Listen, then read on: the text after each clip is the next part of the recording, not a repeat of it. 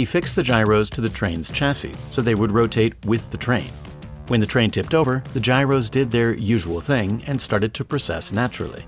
On the right-hand gyro, its axle was directly connected to a mechanism that controlled an actuator rod. This rod was linked to a lever and 2 valves, which controlled the flow of compressed air. This compressed air followed 2 pipes that entered into either end of a large tube running through the center of the gyroscope. Inside this tube was a gear rack, which was placed between the 2 gyros and could move back and forth to rotate them.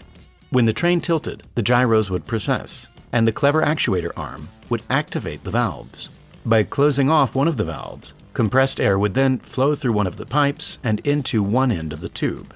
This would increase the pressure, pushing the gear rack and forcing the gyros to precess in the opposite direction until the train returned to equilibrium. This all happened instantly, and the gyros would react before the train ever got too unbalanced. The key here is that the compressed air acted as a pneumatic system, allowing the smaller force to produce a much bigger force. The force of the compressed air gets sent equally through the air in the tube. Once it gets to the larger piston, the same force is multiplied over a larger area, and so this piston is moved with much greater force than the gyros put into it. This genius system took the force of the train tipping over and multiplied it against itself to create a train that always wanted to stay level.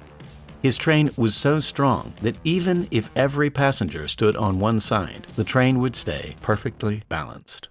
His prototype was a huge success, and at the time, it really did seem like the future. But unfortunately, investors weren't confident in the design. 2-railed trains were already well established at the time, and the fact that every train carriage would need its own gyroscope brought the project to an end. Either way, it's amazing to uncover these incredible inventions and appreciate the geniuses behind their creation.